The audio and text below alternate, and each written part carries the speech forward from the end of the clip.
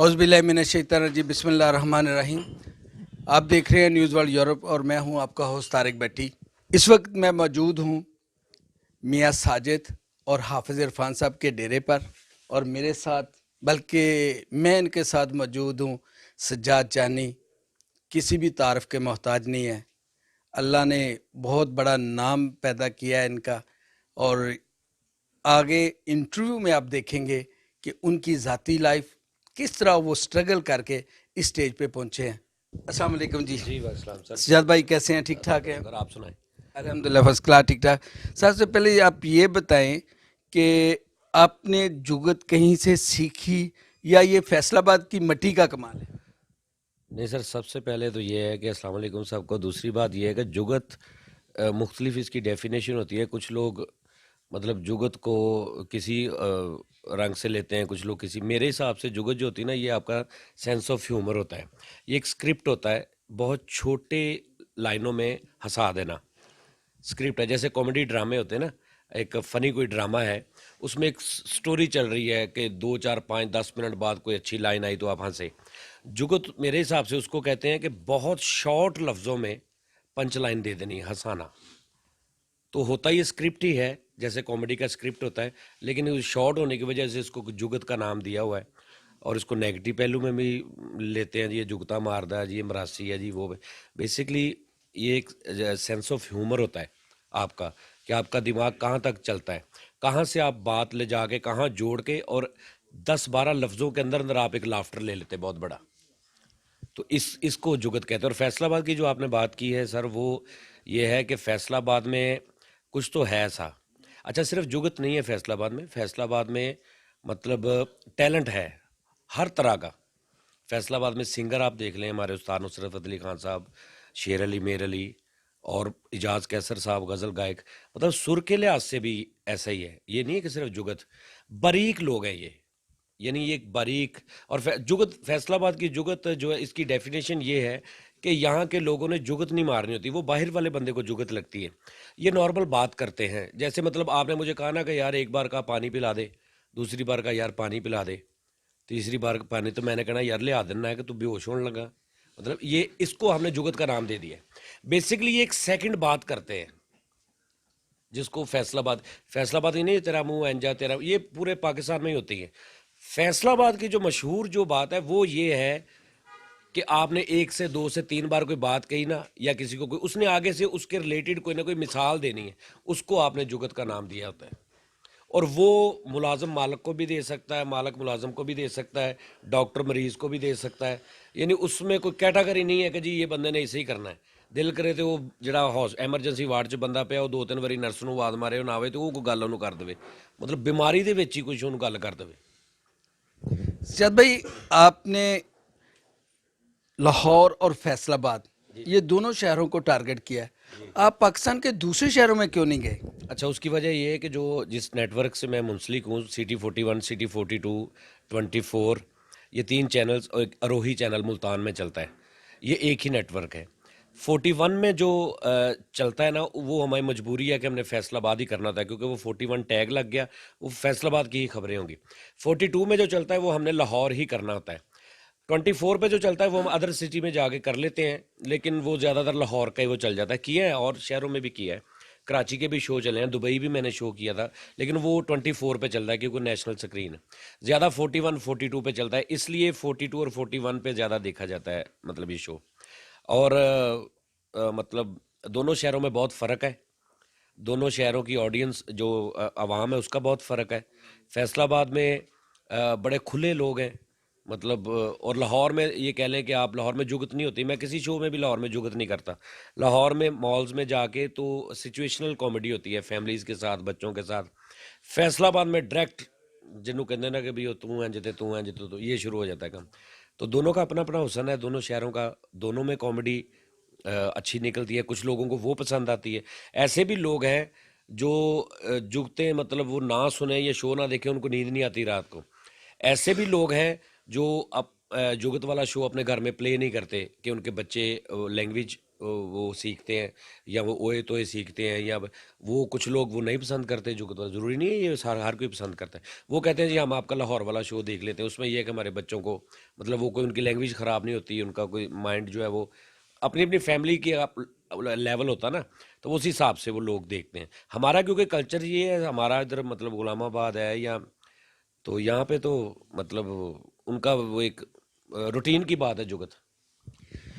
मेरे असल सवाल का ये मकसद था कि लाहौर और फैसलाबाद के अलावा जो मुख्तलिफ शहर हैं, फॉर एग्जाम्पल आप शिवपुरा ले लें, ननकाना ले लें, जड़ावाला ले लें, शाहकोट, छोटे कस्बे हैं, लोग इस चीज़ को वेट कर रहे हैं कि एक वक्त आए कि जब सजाद जानी साहब इधर भी आए और हमें भी इन चीज़ों से जो है आपकी जुगत या आपका जो प्रोग्राम है उससे वो इंटरटेन हो सके। ਤੁਹਾਡਾ ਹਾਫਜ਼ਾ ਕਮਜ਼ੋਰ ਹੈ। ਮੈਂ ਸਰ ਇਹੀ ਪਹਿਲੇ 15 ਮਿੰਟ ਗੱਲ ਕੀਤੀ ਸਰ। ਮੈਂ ਇਹੀ ਕਿਹਾ ਕਿ 40 ਸਰ ਮੈਂ ਅਰਜ਼ ਇਹ ਕਰਨਾ ਕਿ ਤੁਸੀਂ ਆਪਣੇ YouTube ਚੈਨਲ ਤੇ ਵੀ ਲਾ ਸਕਦੇ ਹੋ। ਦੂਜੇ ਸ਼ਹਿਰਾਂ 'ਚ ਜਾ ਕੇ। ਜੀ ਅੱਛਾ, ਯਾਨੀ ਤੁਸੀਂ ਕਹਿ ਰਹੇ ਕਿ ਮੈਂ ਲਾਗੇ ਲਾਗੇ ਜਿਹੜੇ ਸ਼ਹਿਰ ਆ ਉੱਥੇ ਜਾ ਕੇ ਸ਼ੋਅ ਕਰਾਂ। ਬਿਲਕੁਲ ਇਹ ਕਹਿਣਾ। ਤੇ ਇਦਾਂ ਤੁਸੀਂ ਕਹੋ ਠੀਕ ਹੈ ਮੈਂ ਕਰ ਲਾਂਗਾ। ਗੱਲ ਨਹੀਂ। अच्छा सर ये बताएं आप, एक जुगत है, एक मज़ा है आपके सारे प्रोग्राम में, आपकी जो ज़ाती लाइफ है, पर्सनल लाइफ है, उसमें आप सीरियस है या आप इस तरह घर में भी जुगते हैं, या बंदा होता है ना कि किसी की मतलब बिहाइंड द कर्टन जैसे कहते हैं कि एक बंदे की सैड लाइफ होती है, परेशानियों की ज़िंदगी होती है, तो बंदा जब स्टेज पे आता है या टीवी पे आता है उसने सिर्फ परफॉर्म करना होता है, तो उस ज़ाती ज़िंदगी के हवाले से मैं जानना चाहता हूँ। नहीं, ज़ाती ज़िंदगी पहले बड़ी मतलब शौकी सी, जिन्हों पंजाबी कहते हैं ना, बहुत शौकी ज़िंदगी, जब ये इस फील्ड में नहीं था। अब क्योंकि वो इतना ज़्यादा हो गया रोज़ कि वो ना यूज़ टू हो गया हूँ मैं। मतलब अब कोई जुगतबाजी हो रही हो या कोई हंस रहा हो ना, तो मुझे अब मैं मतलब मैं नहीं, शायद कोई भी होता तो वो ना भागता है उस चीज़ से, जो रियल बात है। और उतना ही लोगों को ये एक्सेप्ट होता है कि जानी है तो ये उनको गल करेगा। मैं उतना ही दूर भागता हूँ कि यार मैं अब इतना मतलब ज़्यादा वो डेली बेसिस पे ये झुकते हैं शुकते हैं और ये कि अब वो एक आपका जो शौक होता है ना वो इस कदर पूरा हो गया है कि वो अब मजबूरी बन गया है, क्योंकि वो एक कमाई भी अब इसी से करनी है, जा भी नहीं सकते, मतलब सारा घर बार इसी पे चल रहा है। लेकिन वो जो एक शौक होता है ना वो काफ़ी डल हो गया है। और अब ये होता है कि यार अब कुछ वक्त जो ना इसके बगैर भी गुजारना चाहिए। तो वो प्रॉब्लम ये होती है कि जब बाहर जाए तो हर बंदे की रिक्वायरमेंट होती है यार जानी है तो कुछ करेगा, को गल करेगा, फिर छेड़ते हैं को जानबूझ के, फिर कभी कभी गुस्सा भी आ जाता है। और मैं भी कभी कभी बहुत ज़्यादा भी सीरियस होता हूँ, कभी कभी बल्कि अक्सर ज़्यादा अब सीरियस ही होता हूँ, क्योंकि यार बाकी जो शौक ने तो शो च पूरे कर लेना झुकता शुकता वाले। तो अब जो बाकी लाइफ है ना वो मतलब मेरा ये होता है कि जैसे छुपता हूँ कि यार बाहर से कोई बंदा ना मिल जाए या कोई बात ना हो जाए, नहीं मूड होता। और दूसरी बात ये है कि बहुत सी चीज़ें इस शो के बाद मुझे पता चली हैं कि आर्टिस्ट की ज़िंदगी किस तरह की होती है, उसमें क्या क्या प्रॉब्लम्स होती हैं, सारा कुछ जो है ना वो ये बहुत मुश्किल काम है। मैं सही आपको बताऊं, लोगों को लगता है कि एक कॉमेडियन हंसाता है, एक कॉमेडियन बेसिकली हमारे मुआशरे का ये भी प्रॉब्लम है कि कॉमेडियन को बहुत हद तक एक जोकर टाइप समझा जाता है कि शायद ये मिलेगा तो ये बस हंसाएगा हमें, इसका यही काम है।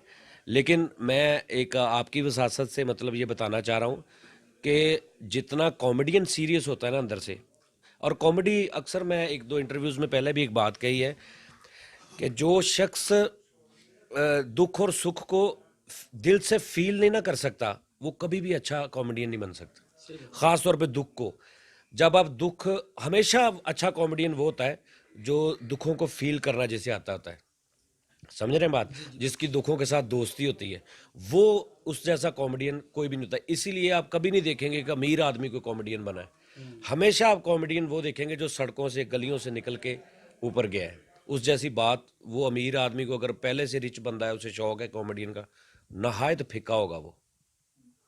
तो इसलिए बस ये मतलब काफ़ी चीज़ें पता चलती रहती हैं। लेकिन मैं ये कहना चाहता हूँ कि जो कॉमेडियन है ना, ये जहाँ भी आपको मिले ना कोई भी, तो आप ये सोचें कि यार ये मतलब एक बहुत सीरियस आदमी है। मुझे अक्सर वो लोग अच्छे लगते हैं ज़्यादातर जो आ कहते हैं अस्सलाम वालेकुम जानी भाई कैसे हैं आप, ये वो घर में सब कैसे, हम आपके फ़ैन हैं, बस ठीक है।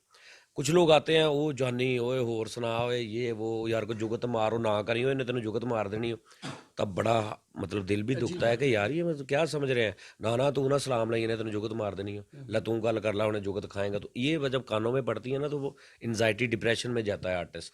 और आपको एक और बात बताऊं मजे की, दुनिया में आर्टिस्ट फील्ड में सबसे ज्यादा खुदकुशियां कॉमेडियंस ने की है, ये हिस्ट्री है। अब आप सोचेंगे कॉमेडियंस कैसे खुदकुशी कर सकता है यार। इतना खुश रहने वाला हाँ, इंसान है। कॉमेडियंस को आवाम जो है ना ये बहुत अकेला कर देती है। अकेला क्या क्या, मेरे दिल की बातें मैं आपसे कर रहा हूँ, ये है ही कोई नहीं सुनने वाला। मतलब सभी आ रहे हैं यार, जान ही बैठा है, कुछ शुगर लगेगा उन्हें, सही बात है। ठीक है ना। तो वो फिर अकेला हो जाता है। उसकी बहुत सारी चीज़ें ऐसी होती हैं ज़िंदगी की जो उसे कोई दिखता ही नहीं है जिससे वो करे। फिर वो उसी तन्हाई में एक वक्त ऐसा आता है वो सोच लेता है कि यार ये तो सभी मुझे मतलब ना अपने जैसा समझ रहे हैं, ना ये समझ रहे हैं कि मैं रोता भी हूँगा ना ये। तो इसलिए ना ये मतलब कॉमेडियंस हमेशा से जो ना, वो अक्सर आपने सुना भी होगा कि जो इंसान आने वाला होता है वो अंदर से टूटा होता है। तो ये यही वजह होती है उसकी। तो इसलिए हमारी आवाम को भी चाहिए कि वो अपनी थोड़ी सी सोच चेंज करे अब। क्यों? अच्छा, जब आप प्रोग्राम करते हैं किसी जगह पे भी, कभी ऐसा हुआ है कि कुछ लोग ओवर लोग होते हैं, वो ओवर मजाक करते हैं और आपको शो रास्ते में छोड़ के जाना पड़ा हो? हाँ, बहुत बार हुआ है। रात अभी यानी एक दो दिन पहले शो किया है हमने फैसलाबाद में। वहाँ पे मतलब मैं ऐसे बैठा हुआ हूँ और सामने कैमरा मैन है मेरे दोनों, और एक बोतल आई है ना शराब की, खाली बोतल, किसी ने सड़क से दूसरी तरफ से ना, मतलब वो कैमरा मैन के ऊपर से गुजर के ना सीधी टेबल पे लग के नीचे गिरी है और वो टूट गई है सारी। मेरे लगी भी है लेकिन बहुत माइनर सी। तो उसके बाद वो जिस बंदे ने हमें बुलाया था, वो पान सिगरेट वाली दुकान थी, उसने उसको गालियाँ दी हैं। उससे वो बर्दाश्त नहीं हुई, वो 6-7 बंदे ला के तो वो उसने पान सिगरेट वाले की दुकान तोड़ फोड़ शुरू कर दी। हमें अब ये होता है कि हमें हमारे कैमरे लगे हुए हैं, मतलब 5-5 6-6 लाख रुपए का कैमरा है, हमने उधर से निकलना होता है अपने सामान की वजह से।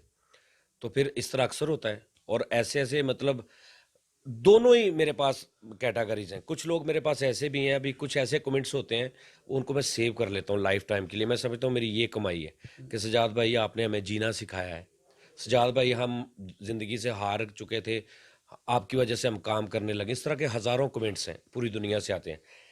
ऐसे भी आते हैं कि जो सीधी सीधी गालियाँ लिखी होती हैं, ऐसे भी कमेंट्स आते हैं।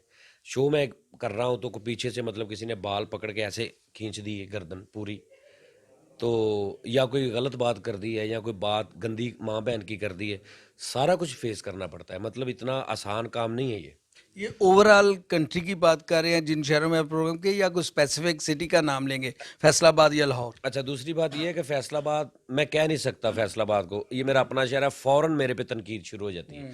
मैं अगर कहूँ ना, और सच भी यही है, लाहौर में मेरे साथ कभी ऐसा नहीं हुआ। जब भी ऐसा हुआ है फैसलाबाद में हुआ है।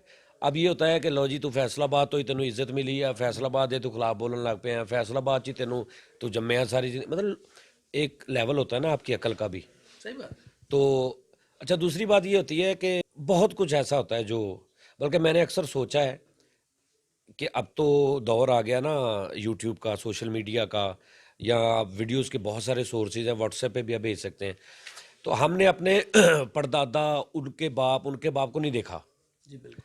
हमारे पोते देखेंगे, हमें 1000 साल बाद भी देखेंगे। ये एक एक उनके लिए फैसिलिटी है।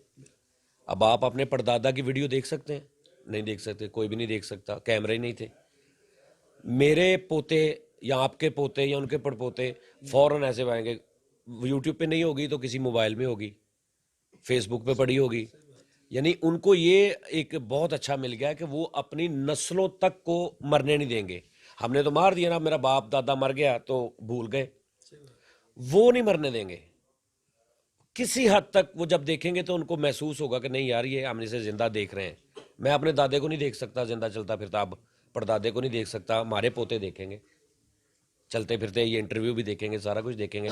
जो नहीं भी आर्टिस्ट उसको भी देखेंगे, उसकी कोई ना कोई तो वीडियो मोबाइल्स में पड़ी होगी ना। फिनेंशियली हालात, जब आपने ये प्रोग्राम यूट्यूब तक रखा, फिर आपको इलेक्ट्रॉनिक मीडिया में, पहले आप फिनेंशियली डेफिनेटली बंदा वीक होता है, अब माशाल्लाह अल्हम्दुलिल्लाह अल्लाह का बड़ा शुक्र है। इसके बाद बंदा अब समझता है कि मज़ीद आगे जाऊं और कमाऊं और कमाऊं और कमाऊं। सर ऐसा है कि मैं एक छोटा सा, फाइनेंशियली आपने बात की तो मैं एक छोटा सा वाक्य आपके साथ शेयर करता हूँ जो मैंने अभी तक नहीं किया, ये फर्स्ट टाइम आपके साथ करने लगा। जुनून ऐसा था कि मेरा बेटा वो बैठा हुआ है अब्दुल्ला सामने, ये को 3-4 माह का था, तो इसे डॉक्टर ने ना दूध लिख दिया, आइसोमिल एक दूध था, 590 रुपये का था उस वक्त। ये 15-16 साल पुरानी बात है। उस वक्त 590 रुपये मतलब आज के 5000 रुपये थे, बहुत महंगा दूध था। अच्छा वो मतलब वैसे दिल करे ये भैंस का या माँ का दूध या गाय का दूध, मतलब दिन में आधा किलो पिए। वो ऐसा शोखा हुआ, वो मतलब डेली एक डब्बा खत्म। मुझे गुस्सा भी चढ़े कि यार ਇਹਨੂੰ ਕੀ ਹੋ ਗਿਆ ਹੈ। ਉਹ ਜਦੋਂ ਮਤਲਬ ਗਾਈ ਦਾ ਦੁੱਧ ਪੀਂਦਾ ਤੇ ਆਰਾਮ ਨਾਲ ਮਤਲਬ ਦਿਲ ਕਰੇ ਤੇ ਛੋਟਾ ਸਾ, ਇਹ ਇਹਨੂੰ ਬਹੁਤਾ ਹੀ ਮਜ਼ੇਦਾਰ ਲੱਗ ਗਿਆ ਹੈ ਤੇ ਬੇੜਾ ਗਰਕ कर रहा है मेरा। अच्छा वो क्या अच्छा उस वक्त घर का मेरा ये आलम था कि आप मिले ना कि यार कितने आजकल रह रहे हैं, यार कितने भी नहीं रह रहे हैं, बस किराया भी एडवांस भी ख़त्म हो गया है। तो अच्छा यार चल मैं कर देना। अब आप मिले हैं तो आपने घर मकान देखा है, 20,000 एडवांस दे दिया है या 30,000 एडवांस दे दिया, तो मैं उधर शिफ्ट हो गया हूँ 6 महीने बाद। अब किराया नहीं है, वो एडवांस में से कटने शुरू हो गए मालिकों ने। जब ख़त्म हो गए उन्होंने कहा चलो जी निकलो। यानी इस तरह मैंने कुछ 12-13 साल में कुछ 24-25 मकान बदले। लेकिन लगन जो थी ना वो यही थी, हालांकि इधर कुछ भी नहीं हो रहा था, कोई सोर्स नहीं नज़र आ रहा था, लेकिन मैं हटा नहीं हूँ। अच्छा फिर वो ये हुआ कि एक बार ना एक दोस्त, अच्छा मैं पैसे कैसे मांगता हूँ लोगों से अब दूध के लिए कि आपके पास बैठा हूँ ना, तो अब एक वो होती है ना, एक सफ़ेद पोशी भी होती है। अच्छा मैं आपके पास बैठा हूँ ना, तो जानबूझ के मैंने साहब से एकदम ओए हुई यार, तो अब अगले ने पूछना ना की होया है? ਉਹ ਯਾਰ ਦੁੱਧ ਲੈਣਾ ਤੇਰੇ ਭਤੀਜੇ ਦਾ ਪੈਸੇ ਹੁਣ ਮੈਂ ਕਿੱਥੇ ਜਾਵਾਂ, ਉਹਨੂੰ ਕਹਿੰਦਾ ਕਿੰਨੇ ਦਾ ਹੋਵੇ, 500 रुपये ਦਾ, या तो मेरे को ले जा। यानी इस तरह मैंने गेड़े दिए हैं लोगों को, लेकिन गलत काम के लिए नहीं, मेरा अल्लाह जानता है कि अपने घर के लिए। एक दिन जनाब ऐसा हुआ कि मैंने एक दोस्त था, उससे मैंने वो 600 रुपया लिया। 600 रुपये लेके बाहर निकला, मुझे फ़ोन आ गया लाहौर से, छोटा सा वो मोबाइल उस वक्त होते थे जी। सुबह 10 बजे लाहौर पहुंचे सदीक सेंटर। अब मैं कहूँ यार मुंडा भी घर भुखा है, तो क्या किया होगा मैंने, आप सोचे ज़रा आपके किसी हिसाब से। किसी से उधार लिया? नहीं वो तो उधार मेरे पास था 600 रुपया ना, दूध वाला। आपकी तवज्जो नहीं है मेरी तरफ। नहीं, मेरी जो आपकी तरफ है, लेकिन मेरे मैं कह रहा हूँ वो 600 रुपये मेरे पास है बेटे के दूध के लिए। लाहौर भी मैंने जाना है, मैंने क्या किया होगा उन पैसों से? मेरा लाहौर ख्याल क्या आप होगा या लाहौर गए होंगे। यस, देखा ना, मतलब कमीने बंदे का अंदाज़ा लग जाता है जल्दी। तो आपने लगा लिया है, ऐसा ही हुआ है। मतलब वो मेरा बेटा है ना, औलाद से आगे क्या होता है। लेकिन जुनून जो होता है ना सर, ये रिश्ते भी रोन दे, मतलब रोन दे, बंदा रोन देता है रिश्ते भी। तो मैं जनाब लाहौर घर जाके बीवी को कहा कि नहीं कुछ नहीं मिले तो इन्हों गाय दे दूध पिया दे, मतलब सेकंड ऑप्शन थी कि गाय का दूध पिला दिया करें। तो वीक भी था ये। तो मैं लाहौर, अच्छा लाहौर में 10 बजे पहुंच गया हूँ। 6 बजे मुझे वो बंदा बाहर आया ऑफिस से, उसने कहा यार वो बिजी है, अपना नेक्स्ट वीक आ जाना। वैसे ही वापस नेक्स्ट वीक फिर गया हूँ।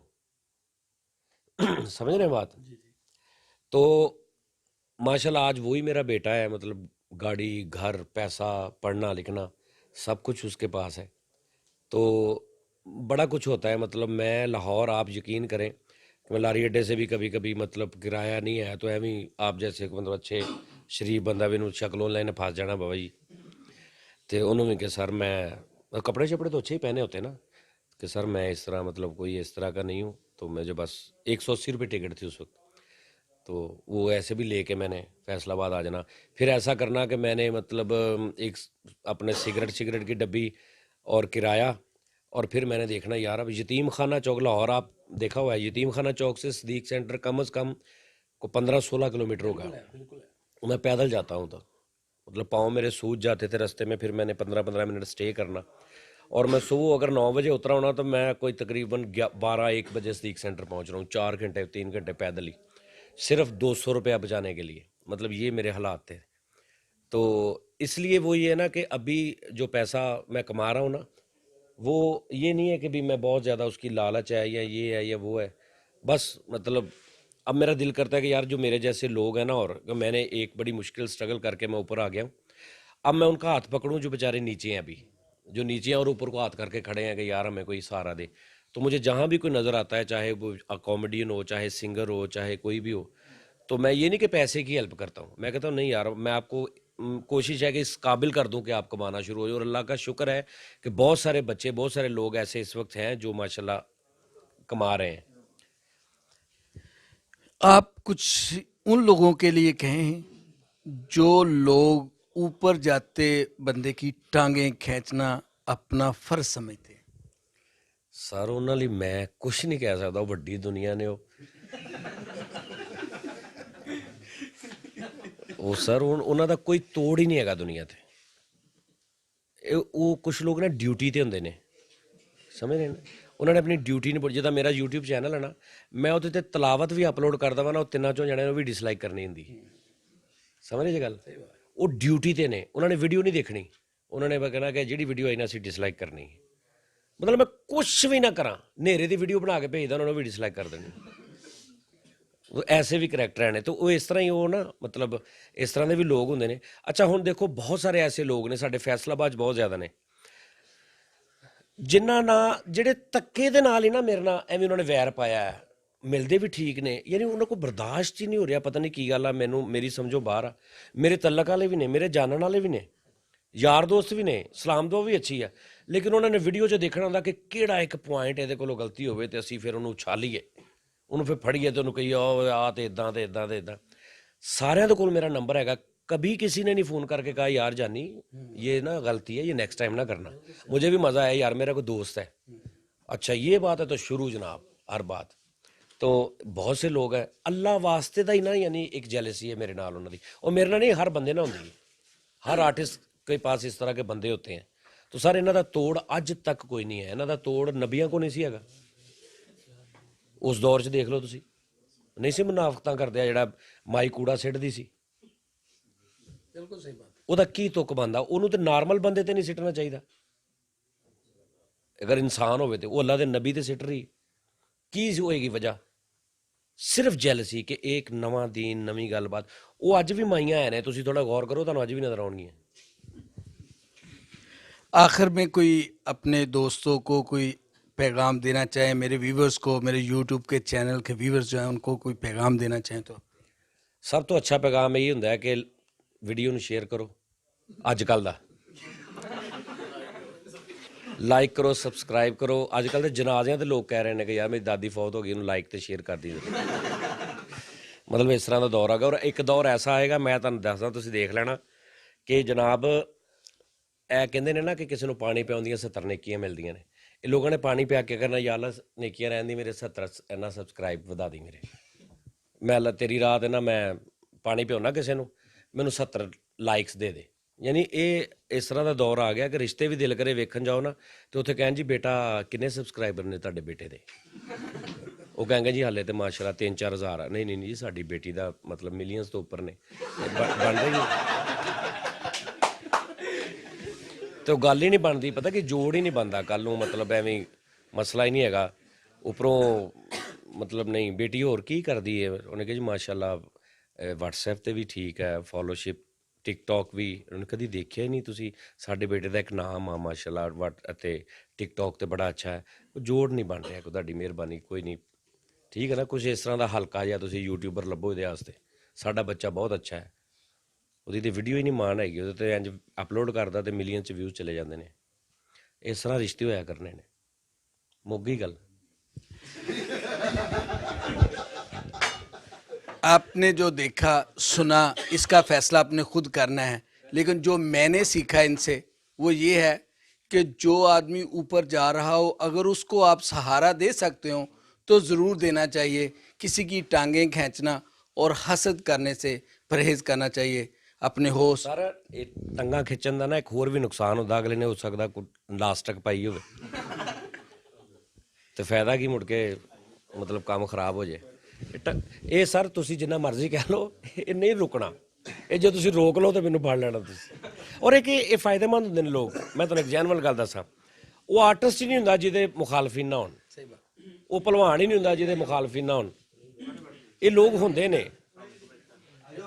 ਹਰ ਬਰੀਕ ਆਦਮੀ ਦੇ ਨਾਲ ਅੱਲਾ ਨੇ 2 ਅਤਾਈ ਉਹਦੇ ਹਿੱਸੇ ਦੇ ਉਤਾਰੇ ਹੁੰਦੇ ਨੇ ਜ਼ਮੀਨ ਤੇ। ਅਤਾਈ ਸਮਝਦੇ ਜੀ? ਯਾਨੀ ਹਰ ਇੱਕ ਬੰਦੇ ਦੇ ਨਾਲ 2 ਤੋਂ 3 ਬੇਵਕੂਫ ਉਹਦੇ ਹਿੱਸੇ ਦੇ ਵੀ ਨਾਲ ਅੱਲਾ ਨੇ ਪੈਦਾ ਕੀਤੇ ਹੁੰਦੇ ਨੇ, ਔਰ ਉਹਨੂੰ ਲੱਭ ਲੈਂਦੇ ਨੇ, ਜਿੰਨਾ ਮਰਜ਼ੀ ਲੁਕ ਲਵੇ। समझ आ रही गल दी? जी बिल्कुल, बस है गल। आपने खुद ही सब कुछ सुन लिया, इसके बाद मेरे पास कहने को कुछ नहीं है। बहुत शुक्रिया। नेक्स्ट प्रोग्राम के साथ आपके साथ फिर हाजिर होंगे। अब तक के लिए इजाज़त दीजिए। अल्लाह हाफिज़। अल्लाह हाफिज़।